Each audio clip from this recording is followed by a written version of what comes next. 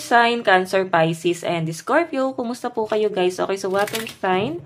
Ayan, maraming salamat po sa walang sawang pagsubaybay sa ating pong mga gabay, and paalala lang po na ang reading po natin ay general reading lamang. So, maaari po kayo guys makarelate, maaari rin naman pong hindi, kaya gawing gabay lamang. Okay, so ayan guys, paalala lang po, no, kung mapapansin nyo, may mga nagko-comment kasi na late nila napapanood yung reading, nag-aantay sila. So guys, kasi masyado tayong advance, no? Advance kasi lagi yung date. So, kaya napagdesisyonan ko po na ilipat na lang po guys sa panghapon yung pag-upload natin.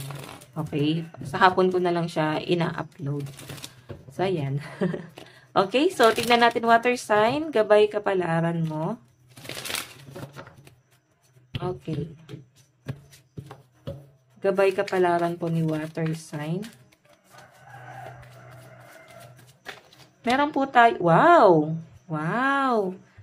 So, tignan natin guys, mukhang swerte ka sa partner mo or pwedeng swerte yung partnership nyo. Okay, tignan mo, jackpot, fortune, and reward. Napakaganda nito, water sign. Mukhang may success sa connection yung dalawa ng person mo. Tignan natin. Meron tayong bow. Meron tayong, diba?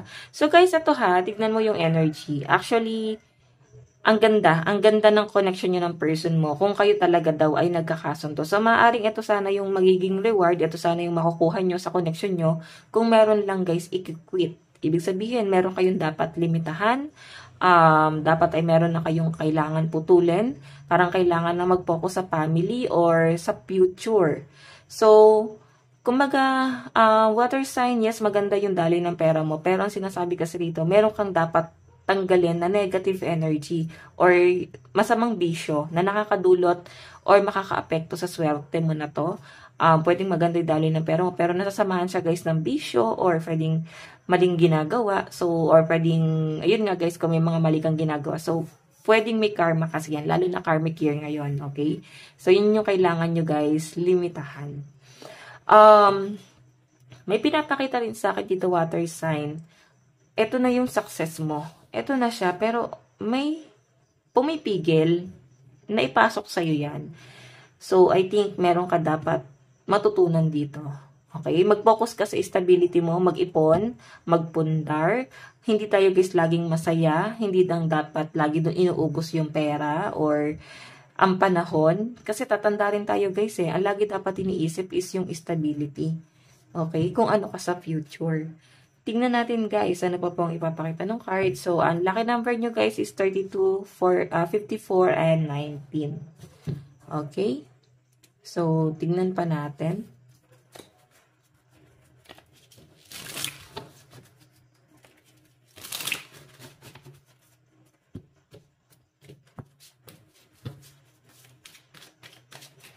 Meron po tayong the moon.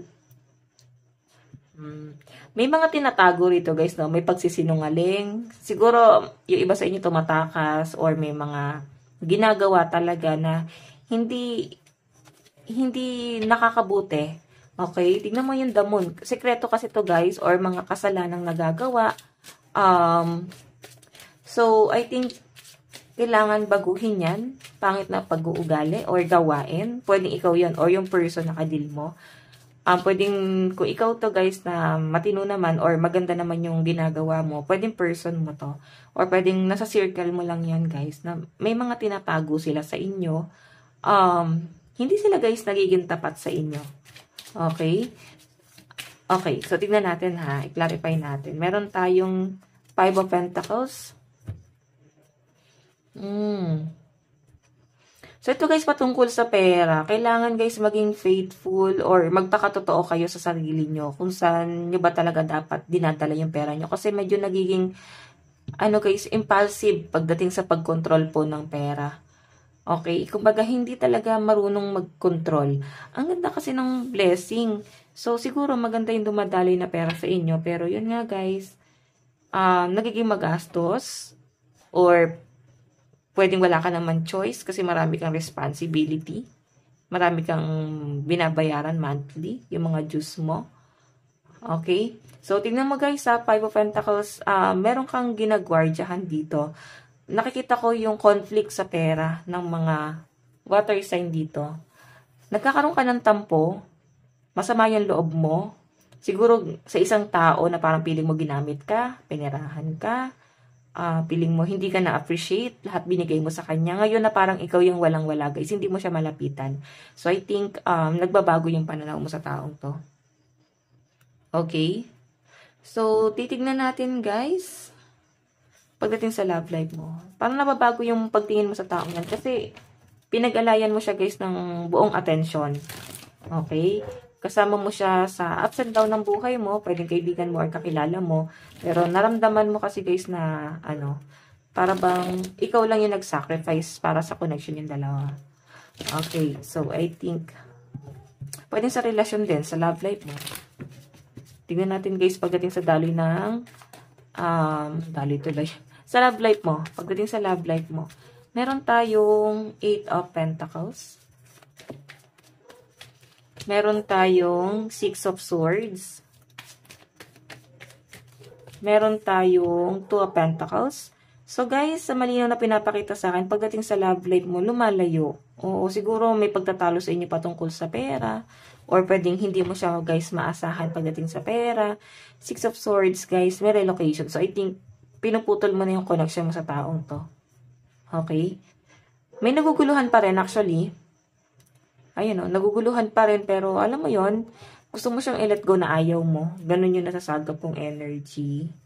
May nakikita ako dito guys paghahapon. So pag-isipan nyo guys mabuti kung iiwan nyo na ba talaga yung person mo. Kasi nasasagap ko dito guys na para bang may paghahabol in the near future.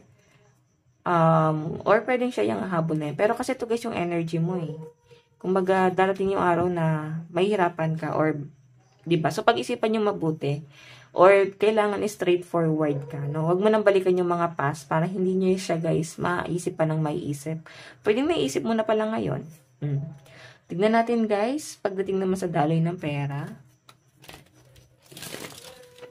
Sa kaperahan naman po.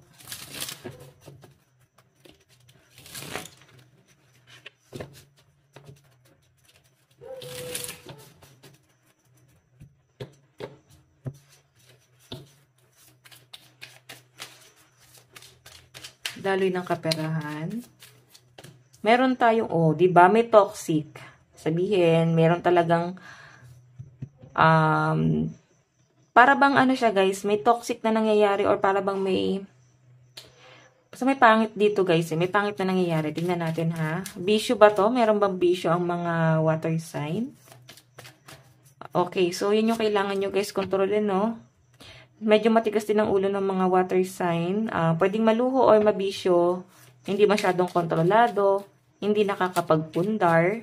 The Fool, King of Wands, the Devil. So, alam niyo yun guys, hindi masyadong nakikinig sa pangaral ng iba. 5 of Wands, may nakikita akong pag-aaway pagdating po sa pera. Parang sinubok, no? Actually, medyo na guys, hindi na nag-work itong relasyon na to kasi madalas na yung pagtatalo sa pera. Hindi na guys nagkakasundo. So, I think pinili na i-let go na lang yung isa't isa. Siguro ito ay pagdating sa relasyon. Masyadong controlling po yung energy ng isa. Okay, masyadong manipulative. Maaaring may nagmamanipula sa inyo.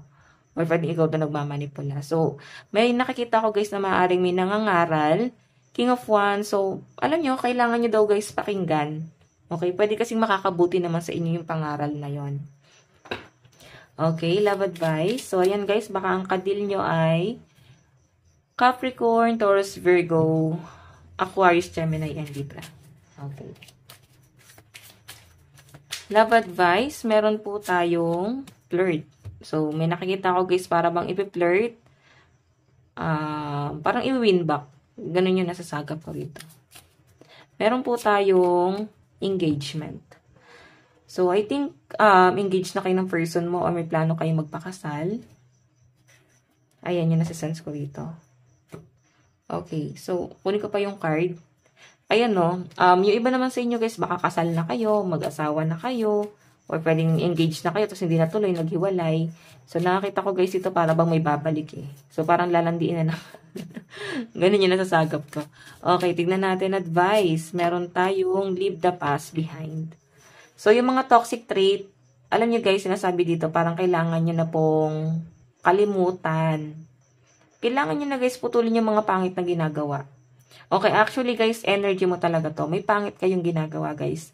Or toxic na energy. May toxic na energy ako nasagap dito na parang kailangan guys makita nyo kung ano yung maling yon.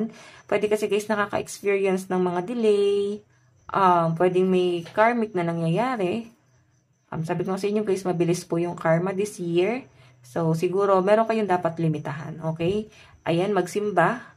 Ipagdasal nyo or i-manifest mo yung mga bagay na gusto mo, no? Ayan, magpakabait kayo ngayong taon na to, guys. Kaya lang masasabi ko, magpakabait kayo this year. Para hindi kayo, guys, maapektuhan. Napakabilis kasi talaga ng ano ngayon. Alam mo ba yung para magdabog ka lang, guys? Magdabog ka lang, tapos parang merong hindi na agad mangyayaring hindi maganda. Kumbaga 10 times agad yung balik. Ganun siya. So, ayan, guys, maaring Capricorn din yung kadil mo, okay? So, guys, ito lang po ang inyong reading. Hanggang sa muli, God bless and love you all. Thank you.